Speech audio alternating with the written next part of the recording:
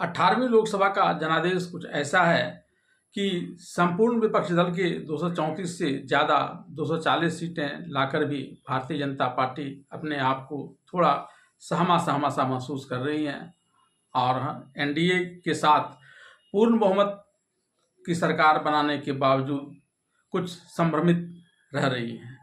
वहीं कम सीटें लाकर भी विपक्षी खासकर 99 सीट लाने वाले कांग्रेस कुछ ज़्यादा ही उछल कूद संसद में मचा रही है। दरअसल स्थितियां कुछ इस प्रकार से बनी है कि कम सीटों के बावजूद भी इस बार कम से कम नेता प्रतिपक्ष का पद मिला है राहुल गांधी को, और विपक्ष इसको लेकर एक सेफगार्ड की स्थिति में पहुंचा हुआ है सदन में कि कम से कम उसकी बातें सुनी तो जरूर जाएगी। अब इसी का फायदा उठाते हुए वे सदन में हो हंगामा करने में ज़्यादा विश्वास करने लगे हैं। खासकर निर्मला सीतारमण के द्वारा 23 जुलाई को बजट पेश करने के बाद उस पर पक्षपात करने और गैर बीजेपी राज्यों में बजट का अंश नहीं देने को लेकर विरोध प्रदर्शन का दौर शून्यकाल में भी विपक्षी राजनीतिक दलों के द्वारा किया जाने लगा। लेकिन अब यहाँ सदन ने भी और सरकार ने भी मामले को नियंत्रण करने का प्रयास किया। सदन के नेता के रूप में ओम बिड़ला ने लोगों को स्पष्ट चेतावनी दे दी, खासकर विपक्षी राजनीतिक दलों को, कि शून्यकाल में बोले नहीं, प्रश्न पूछें और प्रश्न का जवाब दिया जाएगा। और ये चीज़ें उन्होंने दोनों ही के लिए लागू कर दी।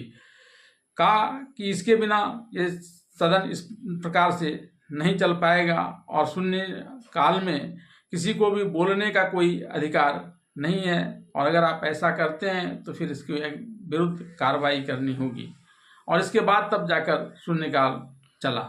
लोकसभा में विपक्ष ने प्रश्नकाल के दौरान जमकर हंगामा किया। इसे लेकर केंद्रीय मंत्री किरेन रिजिजू ने भी सीट से खड़े होकर नाराजगी जाहिर की। लोकसभा स्पीकर ने सख्त लहजे में कहा, माननीय सदस्यों, मैं आपसे आग्रह करता हूं कि प्रश्नकाल के अंदर किसी भी विषय को नहीं बोलने देना सही नहीं है। मैं एक ऐसी व्यवस्था दे रहा हूं जिससे प्रश्नकाल सही से चल सके। प्रश्नकाल के दौरान न पक्ष और न विपक्ष कोई कुछ नहीं बोलेगा। प्रश्नकाल एक महत्वपूर्ण समय होता है, यह सदस्यों का समय होता है। यह व्यवस्थाएं हमेशा परंपरा में रही है और आगे भी इसे लागू किया जाएगा। स्पीकर की चेतावनी के बाद भी जब विपक्ष का हंगामा नहीं थमा तो इस पर उन्होंने कहा कि आप सदन और प्रश्नकाल नहीं चलाना चाहते हैं। सदन में नियोजित तरीके से गतिरोध करना ठीक नहीं है।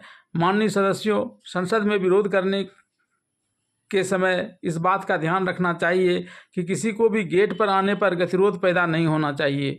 मुझे कई सदस्यों ने इस बारे में लिखित शिकायत दी है।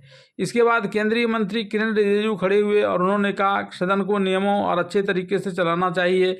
सदन में इस तरह के प्रश्नकाल में गतिरोध पैदा करना ठीक नहीं। स्पीकर ओम बिड़ला ने कहा कि प्रश्नकाल में किसी को भी बोलने की इजाज़त नहीं होगी। यही व्यवस्था है। इसके बाद कहीं जाकर विपक्षी सांसद थोड़ा शांत हुए।